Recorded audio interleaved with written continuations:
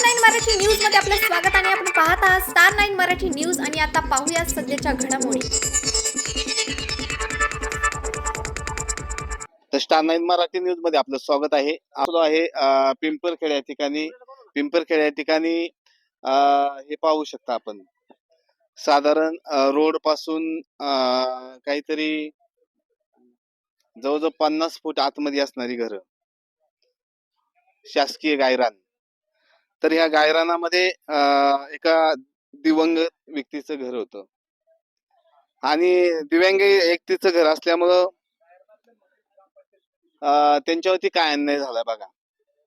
मोडून पडला संसार तरी मोडला नाही कणा। तर अशा पद्धतीच्या हुकमेप्रमाणे ह्या एका दिव्यांग व्यक्तीचा इथल्या असणाऱ्या ग्रामस्थांनी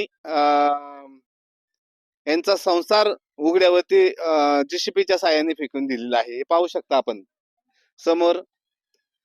हे अशा पद्धतीने त्यांच्या संसाराची उलथापालथ झालेली आहे।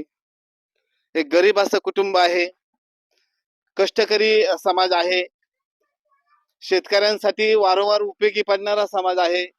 जरी दिव्यांगित असले तरी ते त्यांच्या कष्टाने या ठिकाणी स्वतःचा भाता होता, त्या भात्यावरती पोट भरत होते ते। आणि पोट भरत असताना अचानकपणे त्यांच्या मनी ध्यानी नसताना अचानकपणे ह्या पिंपरखेड या ठिकाणी राहत असणाऱ्या बऱ्याचशा लोकांनी, ग्रामपंचायतनी मिळून ह्या दिव्यांग व्यक्तीचा संसार उद्ध्वस्त केलेला आहे। तर या ठिकाणी संसार उद्ध्वस्त असताना त्यांच्या अपंग संघटनेचे जिल्हाधिकारी आलेले आहेत आणि आपण जाणून घेऊ त्यांच्याकडून का बॉस पिंपरखेडला भेट दिलेली आहे। तसं नमस्ते। नमस्कार। काय नाव आहे आपलं? मी शरद तुकाराम जाधव, पुणे जिल्हा प्रहार अपंग संघटना जिल्हा अध्यक्ष। कालच्याला मला त्यांचा फोन आला 2-2:30च्या सुमारामध्ये पवारांचा, की बाबा आमच्या घरावर ग्रामपंचायतने अतिक्रमण केलेलं आहे, पण काहीच कारणास्तव मी इंदापूरला मीटिंग असल्यामुळे मी इंदापूरच्या मीटिंगला असल्यामुळे मला तात्काळ इथं येता आलं नाही। पण त्यांना मी शब्द दिलता की उद्या सकाळी तुमच्या तिथं 9 वाजेपर्यंत तुमच्या घरी मी दाखल होतो। आणि साहेब, मी इथं खरोखर आल्यानंतर मी पाहिलं तर डोळ्यात पाणी येईन अशी परिस्थिती आता मी पाहत आहे की एक दिव्यांग व्यक्ती, मूकबधीर व्यक्ती आहे, त्याला बोलता येत नाही, सांगता येत नाही, आणि अशा व्यक्तीच्या घरावर ग्रामपंचायत असू द्या, BDO साहेब असू द्या, ह्यांनी कुणाचाही आदेश न घेता त्यांनी स्वतःच्या मर्जीने त्यांच्या घरावर हातोडा चालवलेला आहे।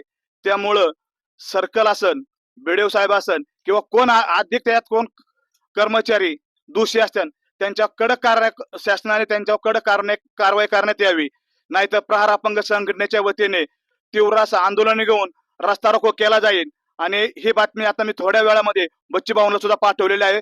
ह्या ठिकाणी भाऊ सुद्धा येणार आहेत आणि भेट देण्यासाठी भाऊ म्हणले की तू तिथं जाऊन आढावा घे। मी तिथं आढावा घेऊन आता भाऊंना सगळी परिस्थिती दाखवणार आहे। भाऊ सध्या कर्जमाफीच्या कारणामुळे भाऊ त्यांच्या गडबडीत आहे, पण तरी पण भाऊ म्हणले मला वेळात वेळ काढून मी त्या प्रकरणाचा निर्णय घेतो आणि अधिकाऱ्यांना फोन करतो। त्यामुळं त्यांना कोणताही नोटीस न देता ग्रामपंचायतने किंवा PWचं नोटीस येणं त्यांना उचित होतं, पण PWचं नोटीस न येता त्यांनी ग्रामपंचायतची नोटीस दिलेला आहे। पण ग्रामपंचायतला अधिकार आहे का? गायरानामध्ये ग्रामपंचायतने त्यांना नोटीस दिलेला आहे, पाठवलेलं नाहीये। तर हे नोटीस कुणी दिलं पाहिजे किंवा कुणी आलं पाहिजे? PWच्या अधिकाऱ्याने आलं पाहिजे। आणि इथं ड्रोननी त्यांच्या घर पाडताना ड्रोननी शूटिंग केली, ते ड्रोनची शूटिंग काढली, त्याला परवानगी कुणाची घेतली होती? त्याला परवानगी घ्यावी लागते घराला। जर दुकानाचा तुम्हाला दुकान पाडायचं असेल, त्याच्या आधी तुम्हाला नोटीस द्यावं लागतं। नोटीस दिल्यानंतर 7 दिवसानंतर त्यांची प्रतिक्रिया काय येते, त्याच्यानंतर त्या घरावर हातोडा चालवावा लागतो। ह्यांनी ज्या दिवशी शिवजयंतीची सुट्टी असताना सुद्धा त्यांनी येऊन चुकीच्या नावाचं त्यांना नोटीस दिलेलं आहे।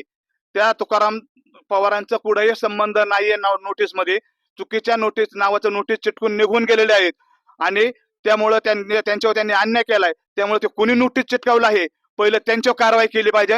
आणि इथला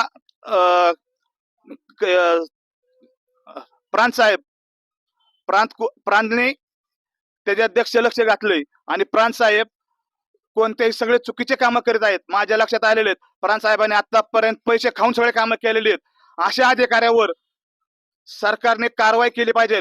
आता आम्ही बावरकुळे साहेबांना सुद्धा नोटीस मेसेज पाठवणार आहे. कलेक्टर साहेबांसंग माझं बोलणं झालं, बीडीओ साहेबांसंग बोलणं झाले.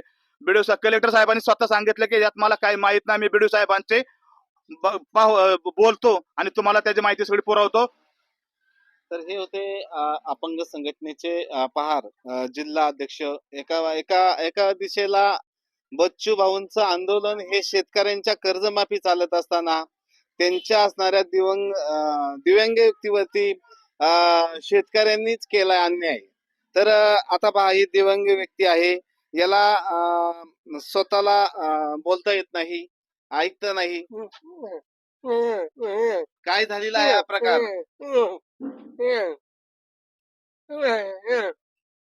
तर अशा पद्धतीने ही व्यक्ती आहे. तर त्यांचे या ठिकाणी मिसेस आहे, त्यांना विचारूया आपण काय प्रकार झालाय. मावशी नमस्ते, काय झालाय प्रकार? त्यांनी काय केलं किती आम्हाला दिवसापासून तुम्ही या ठिकाणी राहताय? आम्हाला जवळजवळ 25-30 वर्ष झाले तिथं. माझी लहान लहान लेकरं होती तेव्हा मी इथं आलेली. बरं, 25-30 वर्षापासून तुम्ही हे घर आहे, घरकुल योजनेचं घर आहे का? नाही आम्हाला. बरं, मग हे मी कुठलं? कसं आहे समजा इथून इकडे ही नदीची कडे म्हणून मी काय केलं इथून काटा यावं नाही, कुठं जाणार वाघ बी घ्यावा नाही म्हणून ही भिताडाचे मी आपले रचलेले शे समोर तुमचं घर आहे. हा बरं, मग ह्या घराला काय धक्का वगैरे लागलेला आहे? लागलाय ना. त्यांनी डायरेक्ट जेसीपीच लावले पाठीमागे, संडास पाडून टाकलं, बाथरूम पाडून टाकलं. बरं, पाठीमागच्या दिशेला असं केलेलं आहे. हा तर आणि आपण हे पण तिथून आले आले म्हणले, त्यांना मी म्हणत होते, म्हणलं मालक अपंग आहे, मला अपंग पासून न्याय मिळून घेते बरं, म्हणलं. तुमचं जे हे रोड मध्ये जाते का? नाही जात हे का इथपर्यंतच जाते, आमच्या घरापर्यंत येतच नाही त्याचा येत रोड. नाही, पण हा. घर काढण्याला तरी सांगितलं. त्यांनी घर काढले, म्हणले आम्हाला गायरान काढून टाकले. पाठीमागच्या दिशेने तुमचं हा. जेसीपी वगैरे हा लावलेलं आहे. लावलेलं आहे. तर- माझ्याच्या नावावर हे मुकबधीर आहे माझा मालक. ही बारीक बारीक पोरं तेव्हा आलेली. मग मी आता आम्हाला हे सोडून दुसरं पोट पाणी भरायला, आम्हाला शेती नाही, गाडी नाही, काय नाही, कसं पोट भरायचं? मी मुक्का नावर आहे माझं. बरं, तुमचं तर अतिक्रमण रोड मध्ये दिसतंय का मग? नाही दिसत ना. तुम्ही जितकं आहे तितकं काढा ना. त्यांचं जे रस्त्याला लागतंय ना त्यांनी काढा ना. मी नाही नाही ना म्हणत, पण आमच्या घरानं आगर घालायला लावलाय. मी या मुकबधीराला घेऊन राहायचं कुठं? महाराष्ट्रातील मुकबधीर हे माझ्याकडे सत्ता संघटना आहे, दिली. अपंग संघटना आहे, त्यांना काय सांगू इच्छिता तुम्ही? सरतं तिकीट आहे माझ्याकडे. काय सांगताय? हे अपंग आहेत, उपजीविकेचा प्रश्न आहे, मी तुम्ही काय सांगते सांगू इच्छिता? सरकारला, मग आम्हाला मदत पाहिजे किंवा आम्हाला जागा पाहिजे तर जागा दिलेली. ती म्हणले तुम्हाला ही जागा मिळते म्हणले गायरांची, तुम्हाला उठू शकत नाही असे म्हणले होते ना. किती सालापासून राहत आहे? 1996 पासून. तर 25 वर्ष झाली. 1996 पासून हे शेतकऱ्यांच्या सेवेसाठी असणारं पिंपरखेड गावामध्ये एक कुटुंब आहे. मुकबधीर आहे, त्यांना बोलता येत नाही आणि बरेचसे वर्ष झालेत, साधारणपणे 27-30 वर्ष झालेली आहेत आणि आता त्यांच्यावरती उठण्याची परिस्थिती या पिंपरखेड या ठिकाणी येत आहे. तर आपण सर्टिफिकेट पाहू शकता यांचं का कसा गरीब लोकांवरती पिंपरखेड ग्रामस्थांचा या ठिकाणी अतिक्रमण घालून उपासमारीची सिस्टीम यांच्यावरती आलेली आहे. तर हे त्यांचं कुटुंब होतं. एवढ्या वर्ष ते या ठिकाणी राहतात मुलं बाळांसह. तर त्यांच्यावरती आता या परिसरातून उठण्याची पाळी येत आहे. लहान लेकरं आहेत तिथं डोळे बांधलेले. काढलेलं आहे सगळं. तर ह्या त्यांच्या ज्यांचं घर काढलेलं आहे त्यांच्या प्रतिक्रिया आहेत. तर आपण जाणून घेऊया. मॅडम नमस्ते, आपलं नाव काय? नमस्ते, मी आपला जाई परिचय खामकर, जा. मळगंगा अपंग सेवा संस्था अध्यक्ष व बर दिव्यांग सल्लागार समिती सदस्य महाराष्ट्र राज्य. बर मला काल जेव्हा तुकाराम पवार यांच्या पत्नीने फोन केला की आम्हाला मदत हवी आहे ताई, आमचं दुकान आणि पोट भरण्याचा व्यवसाय जीसीपीच्या सहाय्याने पाडला जात आहे. त्यावेळी मी काल संध्याकाळी 5 वाजता या ठिकाणी आले होते आणि त्या व्यक्तीवर मात्र सर्कल अधिकारी पोटकुले साहेब, PSI पवार साहेब असे अनेक मंडळी आणि गावचे सरपंच आणि बरेचसे ग्रामस्थ या व्यक्तीवर अन्याय करत होते.